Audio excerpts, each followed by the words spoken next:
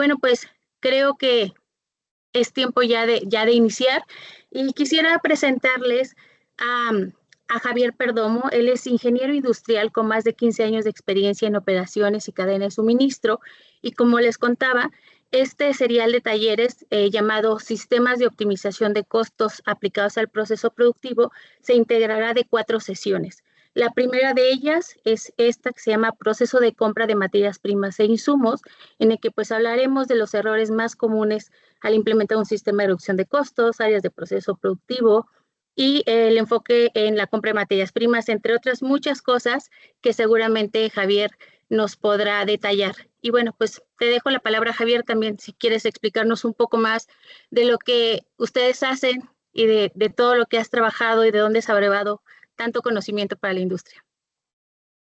Muchísimas gracias, Mariana, y a todo el equipo de Fabtech que permitieron que esto fuera posible. Estoy muy agradecido por tener la oportunidad de transmitir este conocimiento y poder enfocar las experiencias que hemos tenido ayudando a varias empresas en este proceso de aprendizaje, en este proceso en donde las personas que están aquí, que hacen parte de esas organizaciones, pueden llevarse, así sea una cápsula de conocimiento o algo que les pueda servir para mejorar y para hacer más eficientes sus organizaciones.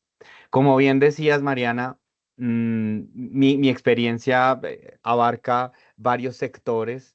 Uno de ellos es consumo masivo, pero también he estado en la parte del sector de la construcción, apoyando empresas de manufactura y también de retail con todo el tema de rediseño y procesos de eficiencia operacional. Mm, un poco de lo que hacemos en Obsidian, no me voy a meter al detalle, pero lo que hacemos es ayudar a las empresas a incrementar su rentabilidad a través de una mirada externa, ayudándole a diagnosticar y encontrar oportunidades de mejora tanto en los procesos de producción como en la cadena logística. Hemos implementado ya en estos últimos 3 años más de 70 proyectos que abarcan logística, producción, retail y todo el tema de data analytics. Y tenemos presencia de operación en más de 7 países. Actualmente tenemos proyectos activos en Colombia, México y Brasil, pero también hemos podido trabajar con clientes en Perú y en España.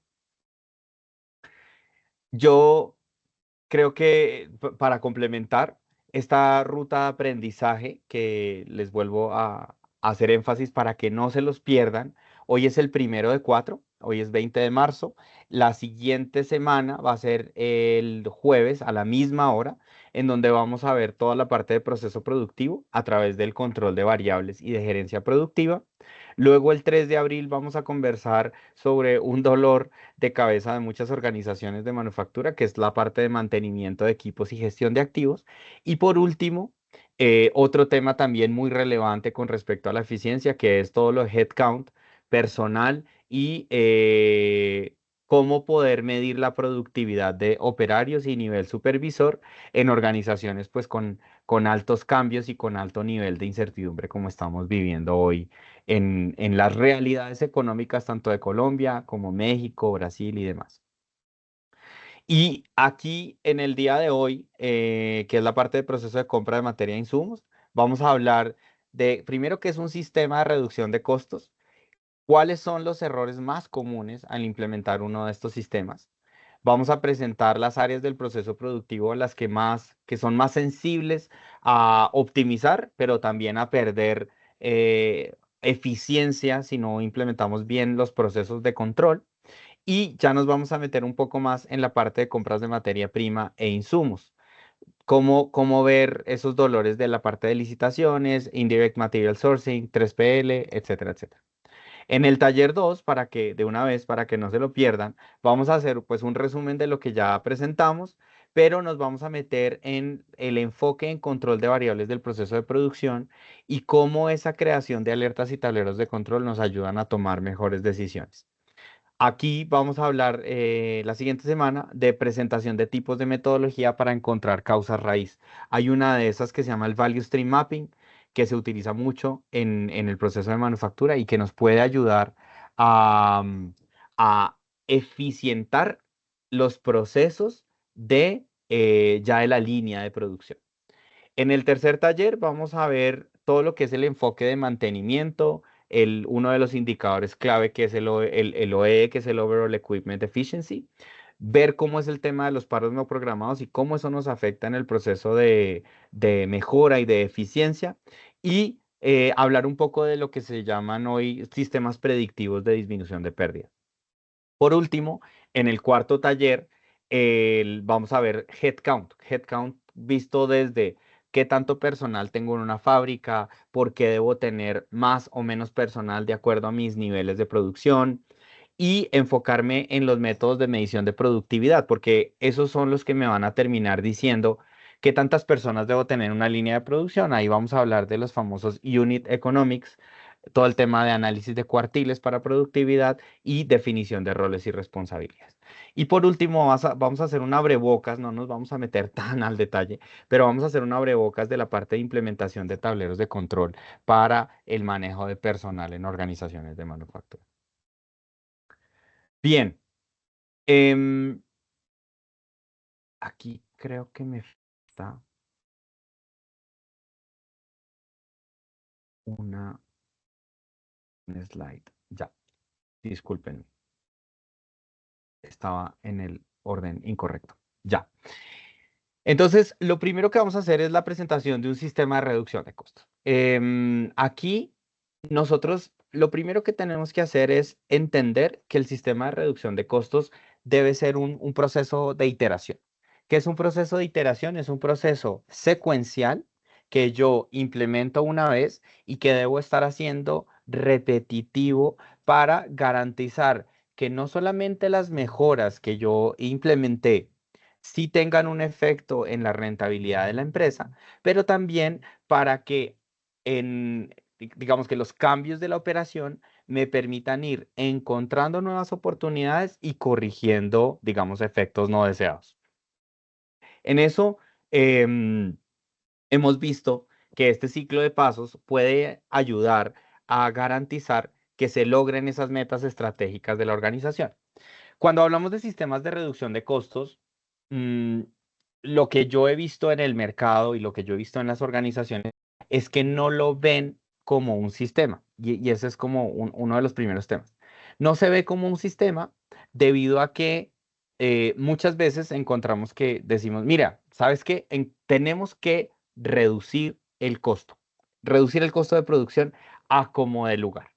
Y reducir el costo a como de lugar puede traer traumatismos, puede traer reprocesos e incluso puede tener un impacto en la calidad del producto o en la forma en la que los clientes perciben mi producto.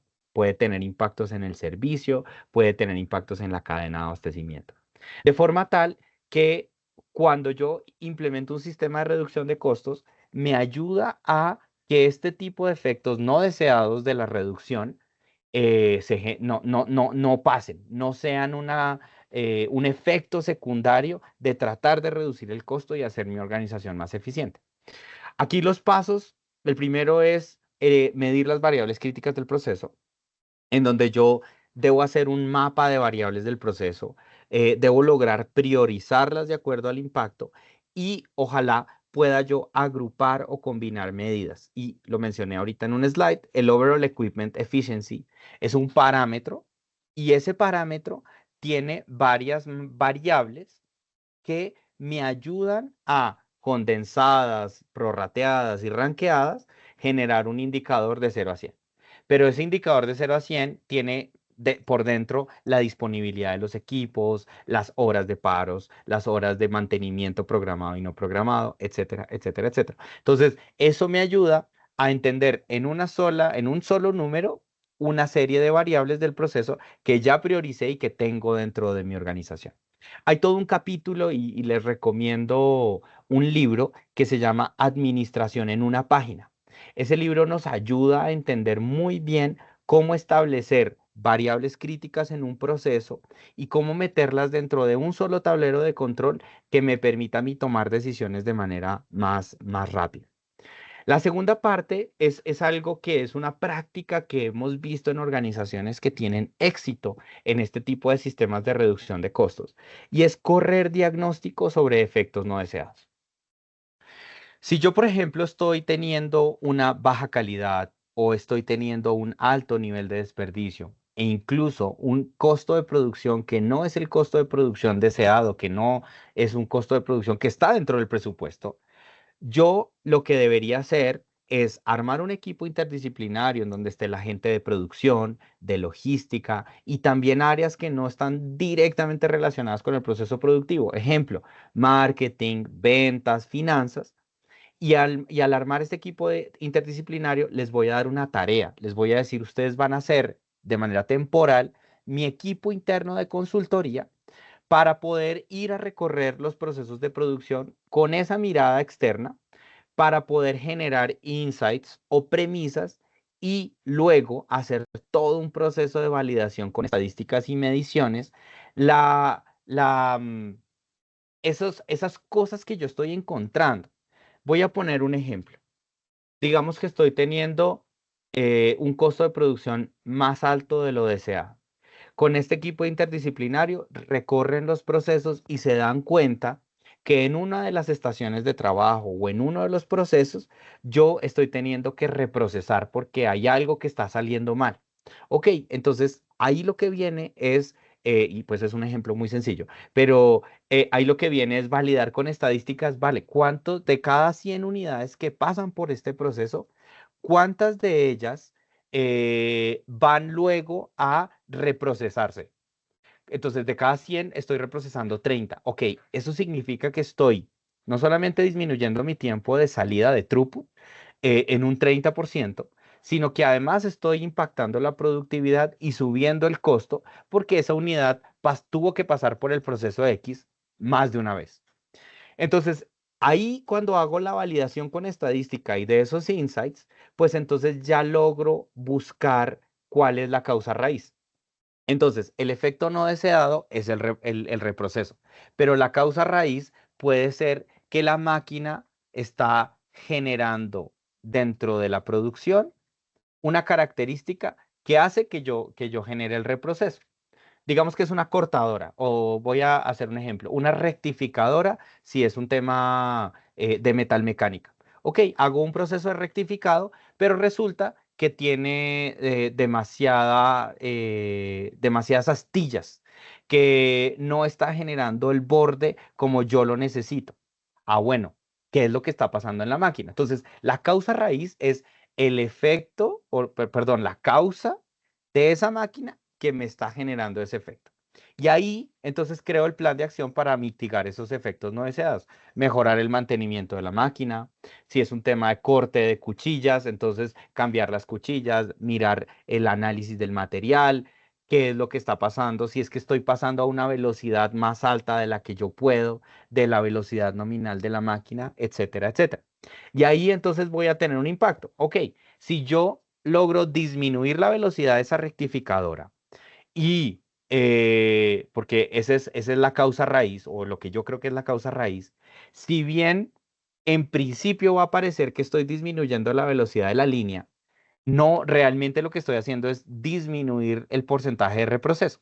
Y al disminuir el porcentaje de reproceso, en el total de la línea sí estoy mejorando el throughput. Y ahí es donde vienen los planes de acción para poder hacer la mitigación de efectos no deseados. En el cuarto punto, pues de nada me sirve haberlo identificado, encontrar la causa raíz, si yo no le hago seguimiento al plan de acción. ¿Qué es hacer seguimiento al plan de acción? Pues establecer una metodología con una dinámica de reporte y seguimiento de avances, comunicar claramente el estado de las iniciativas y también crear planes de acción o de mitigación para los atrasos del proyecto. Es muy importante nombrar un líder de un gerente de proyecto, un project manager, como lo quieran llamar, pero ese líder debe estar comunicando de manera proactiva a toda la organización y a los líderes de proyectos qué es lo que está pasando con el proyecto, si estamos en un semáforo verde, amarillo o rojo, ¿sí? Desde el punto de vista del cumplimiento, y cuáles van a ser las acciones de mitigación para este tema. Por último, es lo que cierra el ciclo y lo que me da entrada a la siguiente iteración, es evaluar la asertividad y la eficiencia de esas iniciativas, de forma tal que yo pueda entender, cumplí los ahorros, mejoré la productividad o qué fue lo que me faltó para lograr que ese plan se volviera una realidad e incluso cuál es la continuación de ese plan en el siguiente año. Supongamos que estoy haciendo un proceso de disminución de inventarios de materia intermedia, de materiales intermedios, ¿verdad? ¿Eso qué me ayuda? Me ayuda a hacer un proceso más ágil de producción y además de eso, disminuir o mejorar mi capital de trabajo. ¿Por qué? Porque tengo menos insumos en la línea y los estoy teniendo o convertidos en compras de materia prima para mejorar mi suministro o producto terminado que está disponible para la venta. De forma tal que si yo estoy haciendo ese proceso, el siguiente año lo que yo debería estar haciendo es, la meta fue de reducción de un 5%. Ok, el siguiente año podemos llegar a un 7%, sí o no. Y eso solamente se hace a través de evaluar cuál fue el resultado del año actual para pensar en el siguiente año y ver si yo puedo mantener eso de manera continua. De forma tal que ahí sí se cumple la iteración de este proceso basado en datos con un plan de acción claro para poder yo integrar esto dentro de la cultura de la empresa. Bien, eso es como debería idealmente portarse o comportarse un sistema de reducción de costos en la compañía. Ahora, en estos más de 15 años de estar trabajando con organizaciones, de ayudarlos con diagnósticos y rediseño de proceso, yo he identificado unos errores comunes o unas prácticas comunes que nos obstaculizan un sistema de reducción de costos. ¿Cómo puede obstaculizarse un sistema de reducción de costos? Primero de ellos es bajo involucramiento gerencial. Y es que no se ha establecido un sistema para poder generar una reducción de costos. No hace parte de la cultura de la gerencia y esas iniciativas pueden estar desarticuladas generando reprocesos o incluso contradicciones. Otro error común o una práctica común es el uso incorrecto de datos estadísticas, usar premisas erradas o tener paradigmas sin contrastar con la realidad. Y aquí tengo un ejemplo típico y es, necesitamos bajar el costo de producción a como de lugar. Ok, lo primero que vamos a hacer es reducir el personal, un 10 o un 15%, o bajar salarios o dejar de hacer el tema de la remuneración variable. ¿Por qué? Porque creemos que ese es un efecto inmediato que va a tener una reducción en el costo de producción, pero muchas veces este tipo de premisas cerradas, de paradigmas, lo que hacen es impactar la productividad, impactar la calidad y a veces incluso lastimar el negocio en general. No encontrar la causa raíz es otra práctica que decimos en el ejemplo de la rectificadora de metal mecánica. Sí, estamos reprocesando mucho producto, pero no llegamos a la causa raíz, y es decir, no diagnosticamos la máquina, no nos dimos cuenta que el material que está usando es el incorrecto, que la velocidad nominal es la incorrecta. Y ahí lo que hacemos es simplemente decirle al jefe de producción del área, tienes que bajar el costo a como de lugar. Pero eso no es un accionable, eso no termina siendo un accionable, porque si no diagnosticamos la máquina, ¿cómo vamos a resolver el tema? No utilizar las estadísticas, no utilizar los números para poder nosotros garantizar que el tamaño de las oportunidades o el tamaño de los efectos no deseados sí es lo que yo estoy imaginándome o sí es lo que yo estoy generando en esos insights de esa mirada externa. Otro tema y es un proceso de seguimiento eficiente. Podemos haber encontrado la causa raíz, podemos tener los insights correctos, pero si no tenemos un proceso de seguimiento, eso se va a quedar en que en enero, febrero encontré la causa raíz y para mayo, junio, julio, agosto aún no he logrado bajar ese efecto o no he logrado bajar ese costo de producción. ¿Por qué? Porque se lanzan esas iniciativas o proyectos sin haber tenido el esquema de PMO, con un Gantt, con responsables, fechas y demás elementos que sí deben estar y deben hacer parte integral de este sistema de reducción de costos. Y por último, no tienen tableros de medición y control. Aquí es definitivamente no tener herramientas claras de medición para el avance de las iniciativas, no se está comunicando de manera correcta, no se está haciendo un proceso de reporte juicioso y no se están entendiendo que hay obstáculos y retos de cada iniciativa que deben ser mitigados, deben ser eliminados para poder garantizar obtener esa oportunidad o ese ahorro. Muy bien. Luego vamos a conversar sobre esta identificación en una línea de producción. Hay muchas áreas, hay muchas verticales, pero em, hay cuatro que hemos identificado que son los más sensibles para el tema de optimización de costos. Primera parte, abastecimiento y almacenes, es decir, la parte de compras. Si yo tengo una línea de producción muy eficiente, pero tengo materias primas muy costosas, si tengo proveedores no confiables, de nada me va a servir tener los procesos alineados al interior, porque las materias primas, los almacenes, el control de esas materias primas y el flujo continuo de materias primas e insumos hacia la línea de producción van a terminar siendo obstáculos para yo poder ser eficiente en la producción. Otra área clave en la parte de planeación y control de la producción. Y aquí el dolor más fuerte siempre es el cambio de productos, el setup, el famoso setup. Supongamos que yo soy una línea de producción que tiene 5 productos, em, pero si el proceso de planeación y control de la producción no está haciendo su trabajo, lo que va a pasar es que yo en un mismo día puedo estar haciendo los 5 productos, en vez de estar construyendo, por ejemplo, inventario o hacer lo que se llaman las corridas de producción cada vez más largas para disminuir el setup, para optimizar el tiempo fuera de línea o la parte de mantenimiento, que pues es clave porque yo cada vez que hago un mantenimiento, muchas veces son mantenimientos generales en donde necesito parar la línea de producción. De forma tal que esa planeación de los mantenimientos preventivos y no hacer los mantenimientos preventivos y programados puede incidir en el incremento de mantenimientos correctivos de maquinaria de equipo. Entonces aquí necesitamos definitivamente buscar cómo optimizar la disponibilidad de los equipos. Por último, la parte de personal, ¿no? Headcount y productividad de operarios y nivel supervisor, en donde yo no entiendo o no tengo muy claro cuál es la cantidad de operadores y supervisores que debo tener en cada turno. No tengo claro cuál es la productividad de cada uno de ellos, medida en unidades por hora, que es lo que vamos a hablar en el cuarto taller de Unit Economics. No tengo claro cuáles son sus unidades producidas por hora. No tengo claro si ellos están cumpliendo el plan de producción tanto individual como grupal en las estaciones de trabajo. Esto y, por último, la reducción de tiempos improductivos.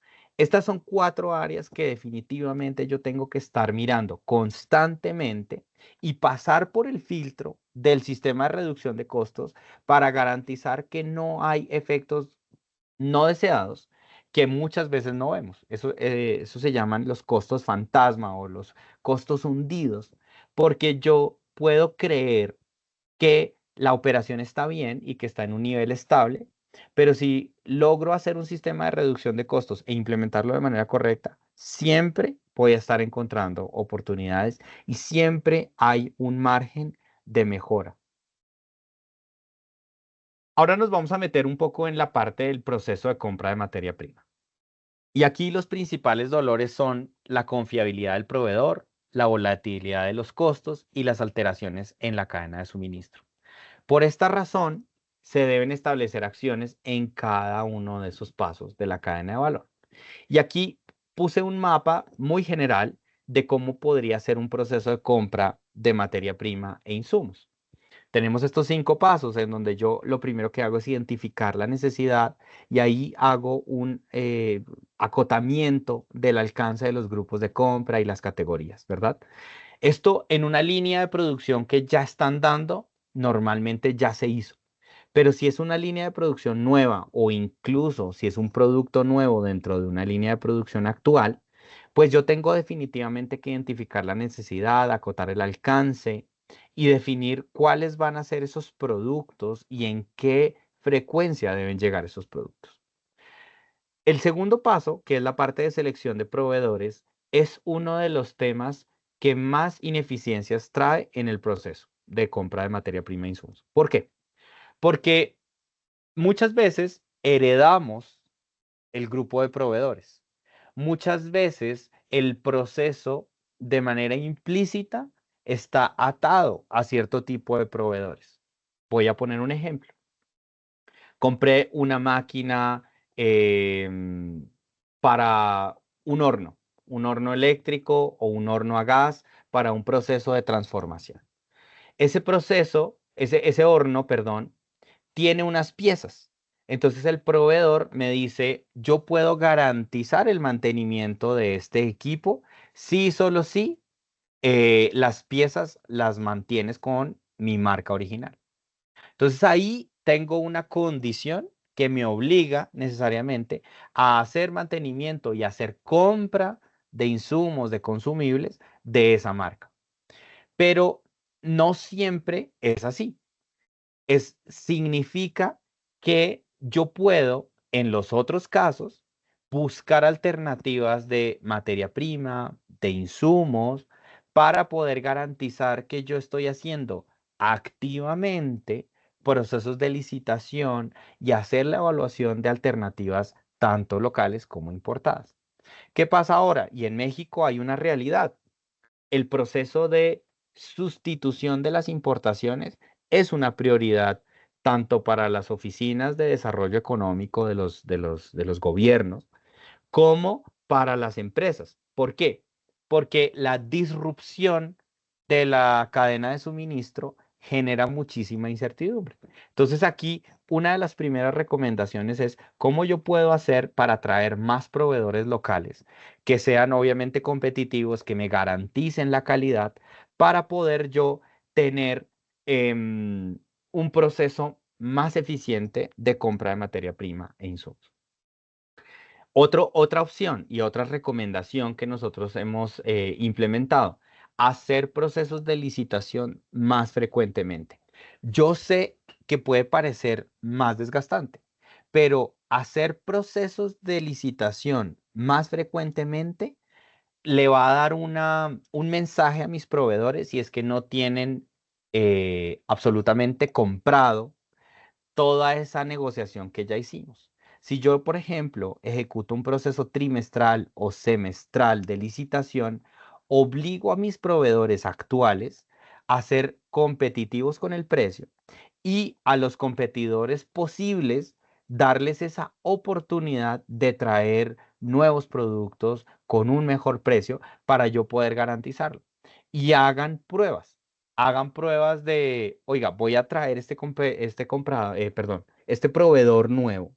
Voy a traerlo, voy a hacer una prueba controlada, voy a tratar de mirar la rentabilidad, voy a tratar de mirar la calidad, la durabilidad de la materia prima o si es un insumo para un equipo, para poder entender y salirse un poco de esa zona cómoda de siempre mantener los mismos proveedores y solamente hacer un proceso de presionarlos para que me bajen el costo todos los años. Ese proceso definitivamente tiene un límite y hay un momento en donde el proveedor me dice, no, yo es que yo ya no puedo bajar más el precio. Pero si yo estoy haciendo procesos de licitación activos, no solamente le voy a mandar ese mensaje al proveedor, sino que me abro oportunidades en donde yo puedo traer nuevos proveedores, nuevos jugadores en el mercado que me ayuden a dinamizar mi costo de compra de materia prima e insumos. Aquí luego viene todo un proceso de solicitud de ofertas y lo que nosotros recomendamos es crear análisis comparativos y estas tablas son tablas dinámicas en el sentido en que yo la estoy alimentando con nueva información todo el tiempo para poder traer precios, calidades, términos de pago para optimizar el uso de recursos. El tema de términos de pago y de la negociación de términos de pago también ayuda mucho a la organización, porque si bien el costo puede terminar siendo el mismo, el término de pago sí me ayuda con mi capital de trabajo. Y el capital de trabajo es un indicador de las organizaciones que es muy relevante, de forma tal que yo estoy cuidando el flujo de caja actual. Si yo, por ejemplo, gano 30 días más de crédito con mi proveedor a través de, por ejemplo, tener productos en consignación, a través de hacer procesos de factoring en donde yo suscribo el contrato con un banco y ese banco le paga directamente al proveedor, pero yo no debo desembolsar sino hasta el término que negocie con ese banco. Todo eso me ayuda a generar más capital de trabajo y ayuda a la rentabilidad también de la compañía. Negociación de contratos. Aquí es muy importante también diseñar modelos ágiles de contrato que nos permitan entrar y salir de condiciones comerciales.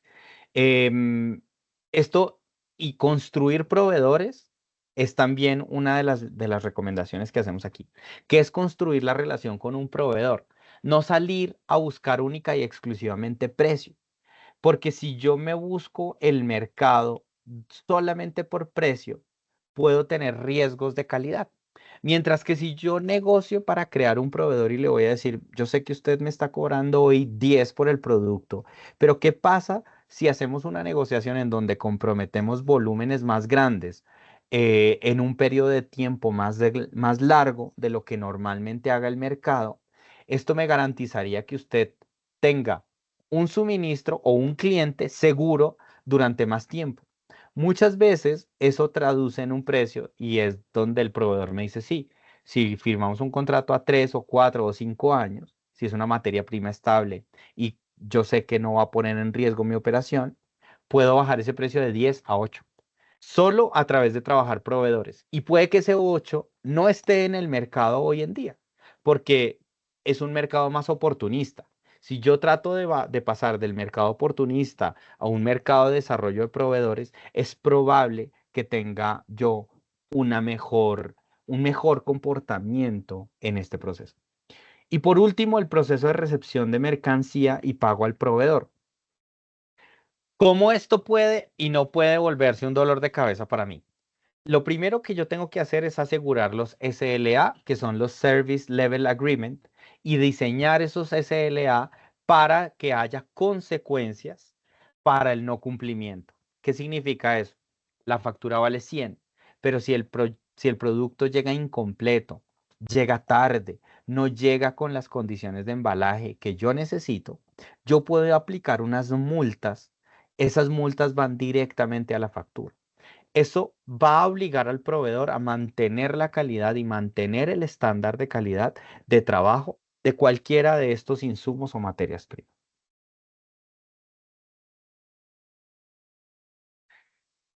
Un caso de éxito que tuvimos en una empresa en el año 2023 fue cómo nosotros logramos hacer la optimización de costos a través de unificar y simplificar el proceso de compra de materiales indirectos y compras no críticas, como insumos y consumibles.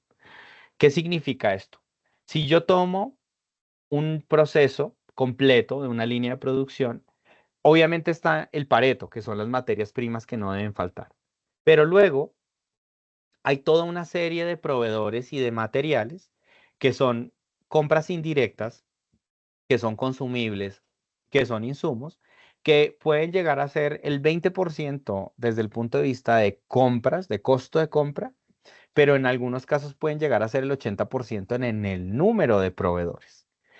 Este proceso puede llegar a ser muy tortuoso para los compradores de una línea de producción. De forma tal que hay hoy proveedores en el mercado que están dedicados a hacer esto, a unificar una serie de categorías que me permiten a mí entregarle muchas categorías, muchos productos en número, pero que a nivel de cantidad no es tan relevante y poder yo entregarle ese negocio y que él sea el único responsable. Entonces yo puedo pasar de tener 200 proveedores a uno o dos. ¿Eso qué me ayuda? Primero, economía de escala, porque le voy a dar un contrato mucho más grande a un solo proveedor. Segundo, confiabilidad, porque él va a tener que suministrarme esos materiales o esos equipos sí o sí, y él tendrá que hacer un subsiguiente proceso de negociación con otros proveedores alternativos para poder garantizar el contrato, porque yo ya no le estoy comprando solo un equipo, le estoy comprando el equipo y otras 5 o 6 categorías más. De forma tal que para poder nosotros llegar a esa asignación, hicimos un tablero de control en donde primero se hizo la extracción de la información, trajimos bases de datos diferentes para poder ver cuáles eran las oportunidades de mejora. Compras, consumos, cobros, reclamos que hemos ejecutado a ciertos proveedores, etcétera, etcétera. Número de proveedores a lo largo del tiempo y demás. Luego se hizo un proceso de transformación de esas bases de datos. Hicimos unas validaciones, auditamos la data para que sí fuera la correcta y luego creamos un procedimiento para extraer, transformar y cargar toda esa información en una herramienta de inteligencia de negocio, como puede ser un Power BI o cualquier visualizador como Tableau, dependiendo pues como de la tecnología que sea de preferencia del cliente. Luego hicimos un dashboard para tener en cuenta toda esa retroalimentación recibida de las áreas encargadas, de la información y generamos ese tablero de control para tener la visualización. Una vez tuvimos eso, nos dimos cuenta, esto que estoy diciendo. Yo tenía el 20% de las compras de la línea de producción, pero era el 80% el número de proveedores. Muchos proveedores muy pequeños, una compra a veces muy espaciada, 1 o 2 cada 3 meses. Y esto digamos que esta información la consolidamos para poder ir a buscar o ir a licitar ese proceso de indirect material sourcing. Cuando logramos eso, logramos una reducción de hasta el 25% del precio de compra de todos esos materiales. Pero eso me ayudó a traer un efecto positivo, no solamente en la operatividad de los compradores, sino también en el costo de compra, la confiabilidad de estos materiales y de estos consumibles. ¿Cómo se ve, cómo se veía ese tablero que todavía hoy se utiliza? Teníamos todas las categorías identificadas, teníamos los materiales identificados ya a nivel de SKU, cuáles eran las compras que teníamos, cuáles eran el desagregado en número de productos, en número de, perdón, en valor. Y estos filtros y este dashboard terminó haciendo parte de la cultura del equipo de compras para poder garantizar la continua optimización de esto que parecía pequeño, ¿cierto? Porque en impacto parecía pequeño, pero logramos ofrecer una reducción tan importante que luego integramos el resto de los materiales Pareto, dentro de este mismo tablero para poder ir y hacer negociaciones con proveedores mucho más grandes. Entonces, esto pasó de ser un piloto de las compras no Pareto para luego convertirse en parte de la cultura del equipo de compras y hacer ese sistema de reducción de costos iterativo y continuo. Muy bien, a mí me gustaría, creo que estamos apenas a tiempo de empezar a recibir la parte de preguntas y respuestas. Voy a leerlas aquí, creo que las Sí, tengo si en, quieres te mi ayudo. equipo. Sí, por ¿Me favor. escuchas? Ah, perfecto, Javier.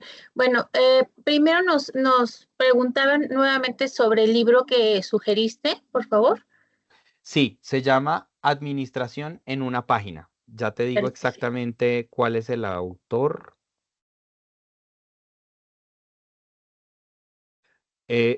No sé si lo pongo por Sí, aquí sí, aquí.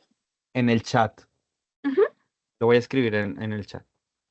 Administración en una página y es de Robert, Robert Loder, si no estoy mal.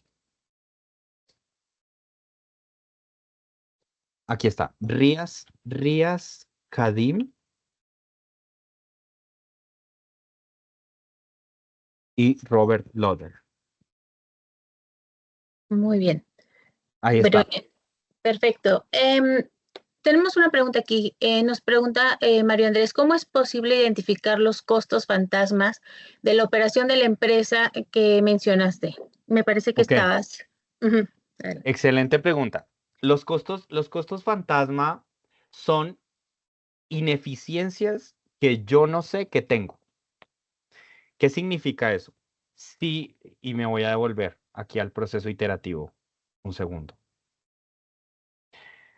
Si yo no tengo un sistema de reducción de costos, yo no logro identificar eso.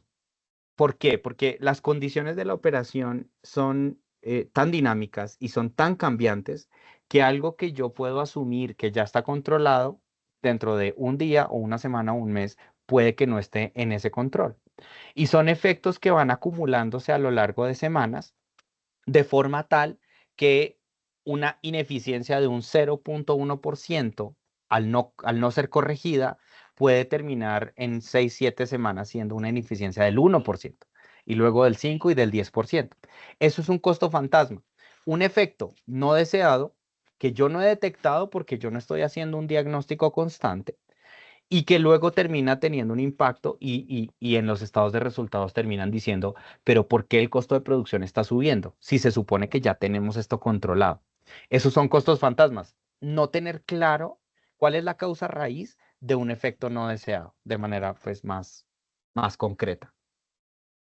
Para poderlos quitar, este sistema de reducción de costos iterativo me ayuda a irlo quitando y a irlo identificando por lo menos, visualizarlo y crear esos planes de acción. Muy bien. Muy bien. Em, No sé qué otras preguntas hay en este momento. Hablabas en alguna parte de la importancia de tener un project manager o alguien que dirija este proceso. Sí, Nos preguntan, ¿qué sucede cuando la empresa es pequeña? ¿Quién es la persona indicada para hacerlo? Estamos hablando de una pyme, entiendo. claro. Eh, Aquí es muy importante definir ese líder y ese líder no necesariamente tiene que ser alguien externo a la organización, sino que puede ser alguien interno a la organización que tenga el conocimiento del proceso.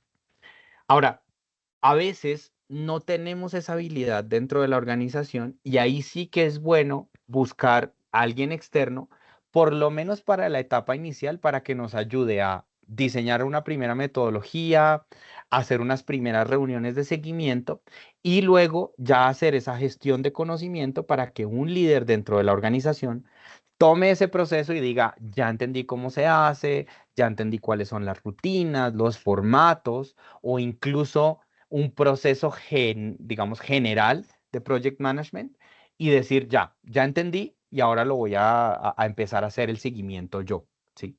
Esa es una de las posibilidades de solución. Pero no debe ser, no necesariamente, digamos, en el caso de las pymes, no necesariamente tiene que ser el cargo de PMO. Puede ser el gerente de operaciones, puede ser el analista, puede ser un jefe, puede ser un supervisor, pero sí tiene que tener dos características fundamentales. Conocer o aprender la metodología y segundo, tener la autonomía para reportar los avances y los atrasos del proyecto. Porque aquí pasa mucho que, ejemplo, el PMO termina siendo un jefe de producción y él tiene que reportar unos atrasos a la gerencia general. Pero pasa que el gerente de producción le dice, no lo reportes, porque me va a hacer quedar mal, porque es una tarea que mi equipo de producción no ha hecho o porque es una tarea que yo debo hacer y que aún no he hecho. Entonces, esa autonomía sí se tiene que definir desde el día uno, o si no, lo que va a terminar pasando es que dentro del organigrama siempre por ahí hay un conflicto de interés de no reportar un atraso, de no reportar una tarea que no se hizo. Entonces, eso sí deben ser las dos condiciones fundamentales, conocimiento de la metodología y la autonomía para poder reportar de manera tranquila los atrasos y solicitar, obviamente, los planes de mitigación para esos atrasos. Muy bien, tenemos dos preguntas más. Nos dicen, ¿qué indicadores financieros deberíamos presentar a los empresarios para que comprendan el impacto negativo que tienen medidas como la reducción de personal o salarios? Es una excelente pregunta.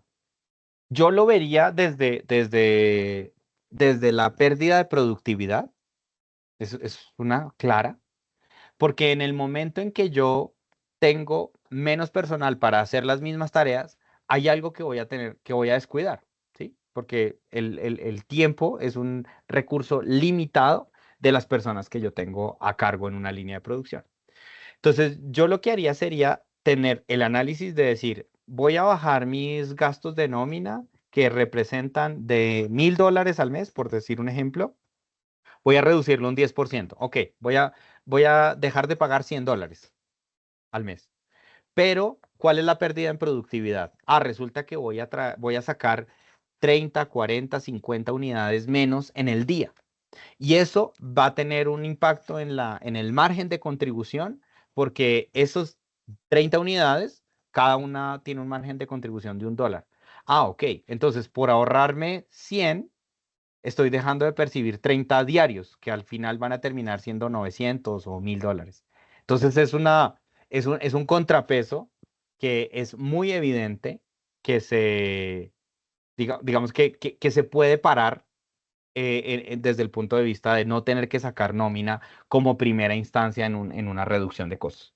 Ahora, esto está bajo la premisa de que yo tengo el personal óptimo para la línea de producción.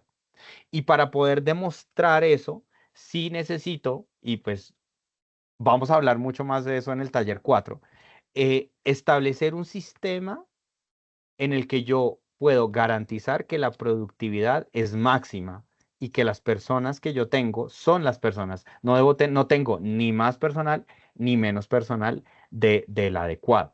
Y para eso yo sí debo correr un proceso aparte del sistema de reducción de costos para poder salir a justificar que esas personas que tengo son las correctas y que si tengo que estar forzado a disminuir, voy a tener un impacto en la productividad o en la calidad. A veces cuando se quitan personas de una línea de producción que ya está optimizada, eso termina teniendo impacto en desperdicio, por ejemplo. El porcentaje de desperdicio impacta. Y el porcentaje de desperdicio es un indicador muy doloroso porque desde el punto de vista financiero, cada desperdicio que tengo me impacta directo a la utilidad. O sea, no es algo que yo pueda mitigar en otras partes del estado financiero. Entonces, el desperdicio va directo a la utilidad y le corta la utilidad a una compañía. Perfecto. Aquí una pregunta relacionada con la anterior. ¿Cómo adaptas tu enfoque a diferentes industrias y tamaños de empresas? Una metodología que funciona es identificar las variables críticas del proceso. Entonces, cada sector, cada tipo de empresa tiene unas variables críticas. Y una vez que yo ya tengo identificadas esas variables críticas, puedo empezar a variar el tipo de estrategias que voy a implementar. Es decir, si yo, por ejemplo, estoy hablando del sector metal mecánico, ya sé que las variables críticas son la ocupación de las estaciones de trabajo, el desperdicio, el suministro de materia prima, y el tema de la confiabilidad y la calidad del tipo de acero, hierro o el metal que esté, digamos, utilizando.